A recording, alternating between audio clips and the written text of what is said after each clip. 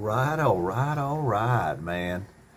The rain has stopped. It is big waves out there today. And I want to talk about something today, man. I'm sure you and your little Filipino wife or girlfriend been talking about. Maybe y'all ain't been talking. It's been doing some talking on its own. You know what I mean? This is about, you got your girl, you in the Philippines, you rocking and rolling, you exploring, you going everywhere, you eating out, all right? And your wife or your girlfriend says, I want a baby. So what are you going to do? Or you are, let's say, between 60 and 85. Did you ever think about having a baby at that age? So now you're wondering, okay, I got to make her happy, you know, because I love her and I know she wants to have a baby. So, you know, should I do this or should I not? And a lot of people, a lot of you guys have already been fathers and stuff, and probably, you know, are ready to retire and don't want to think about, you know, having a child. Then there's a lot of those that do. I was one of those that did, but mine started way long ago. Mine started when I was 16. You know, when I had my first wife or whatever. I was 16, and I think I had previously brought this up on a different point, but my family life was not full of much love. So when my parents divorced, I wanted to have something to fill that void with. So my first wife, you know, she got pregnant pretty quick. I think it was actually, I was 16, so, you know, it took a while or whatever. But my third wife, no, excuse me, let's see, my wife now, let's put it like that, my wife now, when I met her, I knew for a fact, I said, this is the one, you know, and everything, she was package deal, knew it. She was beautiful, she was sexy, she was funny, she was fun to hang out with. You know, we traveled and went everywhere. It was so much fun here in the Philippines. We would, you know, sleep in the jungle sometimes. We would take showers in the rain off of the roof of the house. We would eat dried fish, we'd eat coconut, we'd eat banana. You know, we didn't care about food, we had love, you know, and spending all that time together. So I thought about it a long time before she got pregnant. We were together 2 months. Yeah, it was a long time, man, to wait. I was chomping at the bit, as the saying goes down south. But yeah, I mean, I knew from the moment I met her that I wanted to have a baby with her. At the time, too, I was 40. And I was already, you know, no stability here, no steady income or anything. All I knew is I wanted her to get pregnant and have a baby. So she did. I didn't know how we were fighting and scratching for work and all that stuff. And, you know, finances is a big part of it. Are you financially able to add another person into your life? You think, well, you know, that's where a lot of guys drop the ball here. Because, you know, they budget for their retirement here as, you know, okay, it's me and I'll be doing this and I'll be doing that, and this is how much I'll spend for my rent and my daily expenses. Well, then you add a girlfriend or a wife to that and it doubles, sometimes triples, depending on how simple she is. So you just added that factor into the equation. Now the next thing is, do you want a baby? And a baby adds another double amount, not a third. It's at least a double amount. So, you know, my wife, she breastfed 2 of our kids. Elvis, he was the first, and he just did. I got him actually on the bottle. I was petrified, you know, that I was getting ready to go back to the U.S. and he wasn't going to have milk and da-da-da-da. So anyway, I just got him started. You know, I sat down with a bottle like I did my first son, Joshua, and I got him on a bottle. Joshua's from my first marriage, the one when I was 16. So from the day, I mean, I was actually in the kitchen whenever she gave birth to Elvis. And man, when he arrived, it was like a light was set off inside of me. Plus a new will to fight. You know, I had a baby now. I had a son that I wanted to fight for and do everything my parents didn't do and raise him in this beautiful place. That was my dream. That's why I really, really wanted to stay here. I wanted him to be raised here, not America. So things went on or whatever, and then here comes baby number 2 and then baby number 3, and I absolutely, even being broke, I love having babies. My kids are the highlight of my life.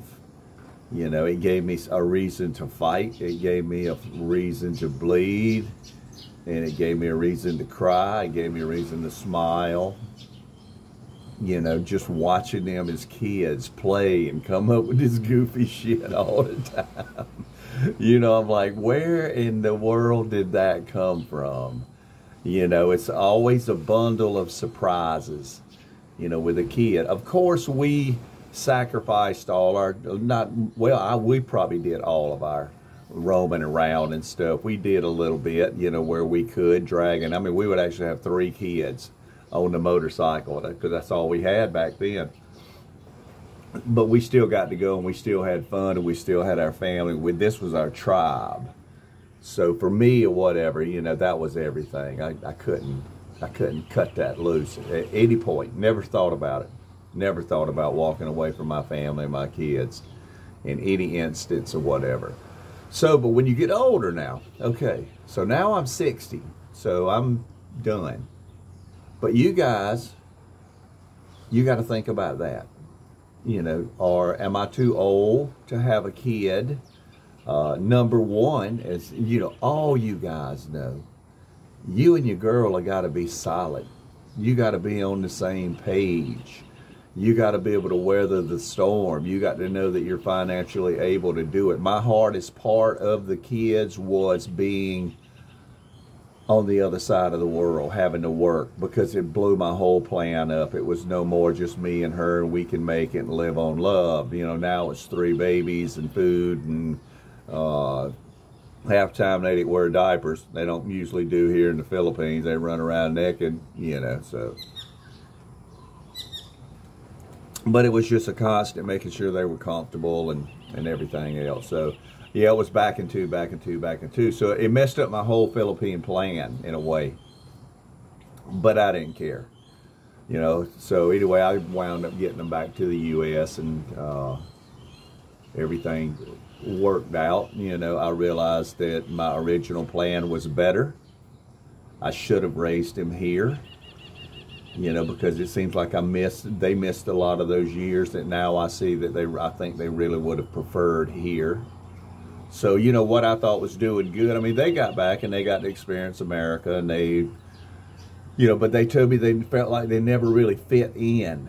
And I never would have thought that, especially with my son Elvis, you know, and Princess as well. I mean, she was a little volcano, not in a bad way, but in a good way, just bubbling over with happiness and stuff like that when she was here. She's a little sassy, frassy thing, you know, and she goes back to the U.S., and I kept noticing over the years that she became a little more and more and more reclusive. You know, she wasn't bouncing around, and now she's finally starting to come back around here. So, you know, did I mess up the dynamics? So that's the question here. You know, are you ready? Are they ready? You know, are you going to take them back to your country, or what's really going to happen?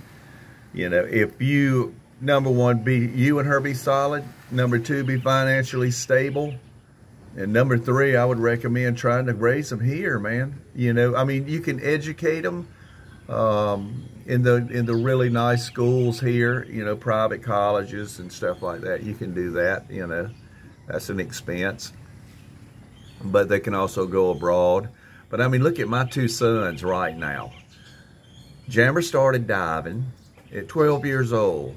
He did open water, then he did advanced, and now he's in nitrox. And I mean, there is a list. It must be 25 extra things that you can do in diving, and he is so into it. Now, Elvis also is into it. You know, Elvis is almost 18, and man, they grow up so fast. You know, I feel like my babies will be gone. But guess what? Right now, they want to stay. You know, they want to stay with, I told them, I said, man, you bring your wives and your husbands or whatever, you know, we'll just build a bigger, we will build a big place. It's got your own private residence and all that, because I like keeping my kids together if possible, because, you know, that is my life, you know, and I can't compare it to anything. I can't compare it to anything, because I feel, number one, I have give 110% always for my kids. Always, man, my kids come first. You know, I love my kids so much. I would die for my kids in an instant. You know, when they hurt, I hurt. You know, when they're in pain, I'm in pain. The connection that they have with me, how much they love their daddy. You know, because my daddy, I love my daddy that much when we were little, but as daddy got older and we got older, when we hit our teens, he just kind of disconnected.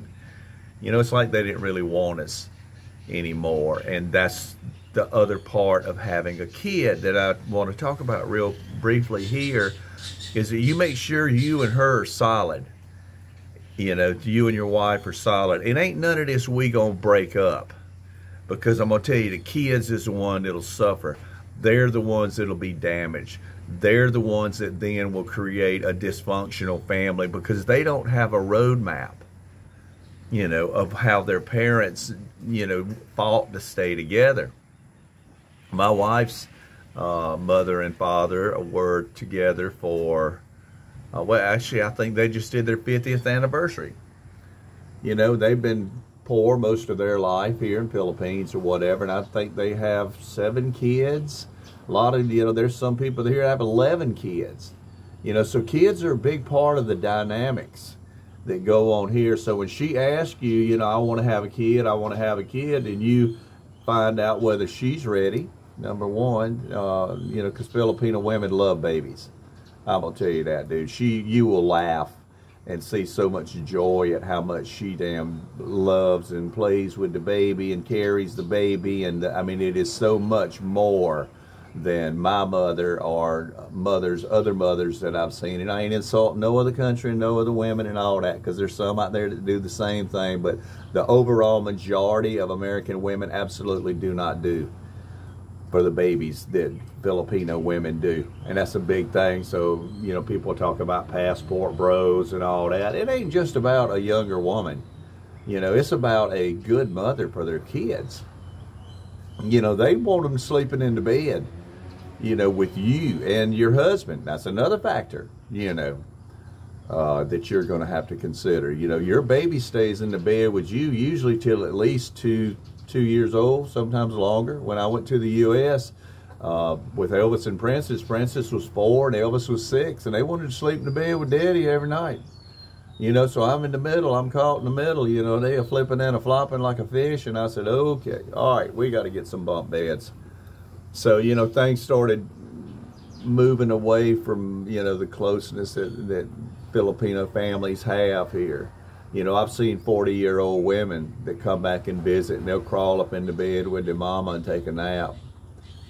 You know, you don't have that. So yes, for the experience of having a child, I would not have a child in the United States now. Absolutely not. I would not drag them through that world of shit. You know, because I knew at some point they would get damaged or something.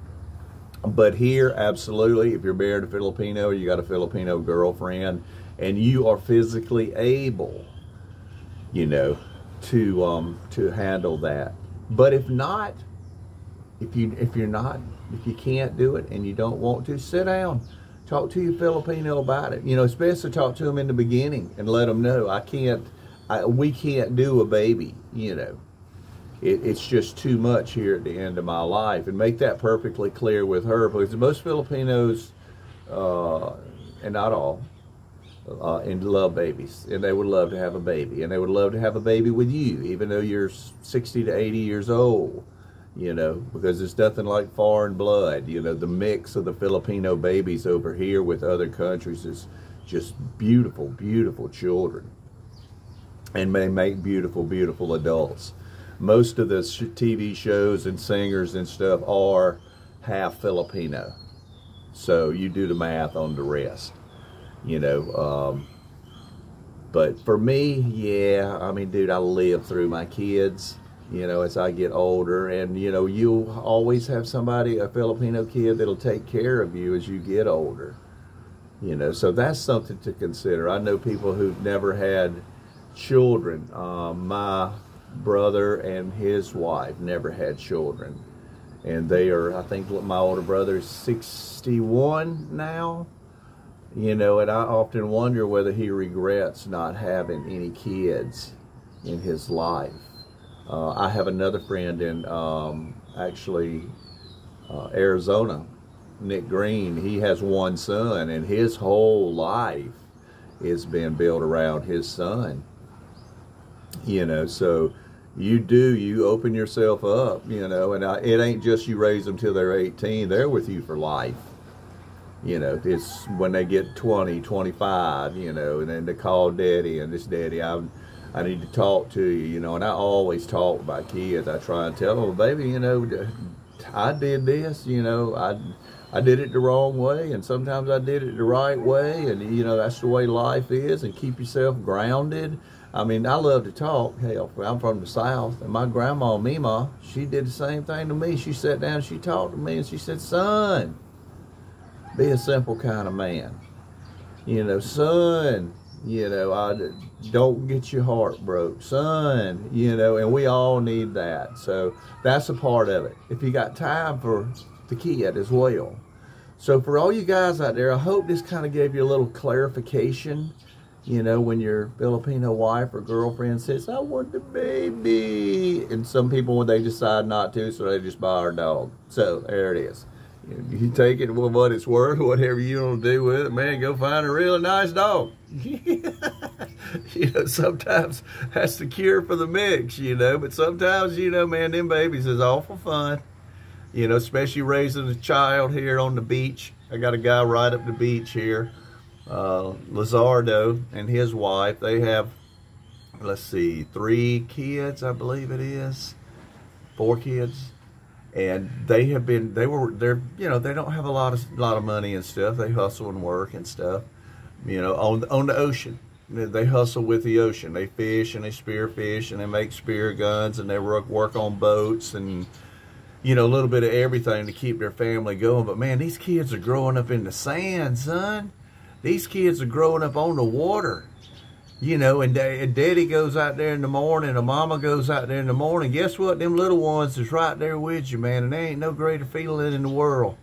And have little people around you that love you, you know, and look up to you. Kids look up to us like we're gods when they're little, you know. And as time goes over, you know, when they're teenagers, some of them thinks we're idiots. And then one day they think daddy's pretty wise. You know, daddy knew what he was talking about and stuff.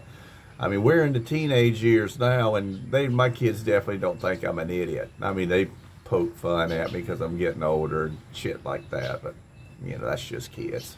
I'll forgive them for that. I'm like, anytime you want to try me, young buck, you just come on. So, yes, you guys, you have a great day out there, man. I hope this helps. I hope you continue to like my channel, and yeah, dude, I throw it out whatever I can.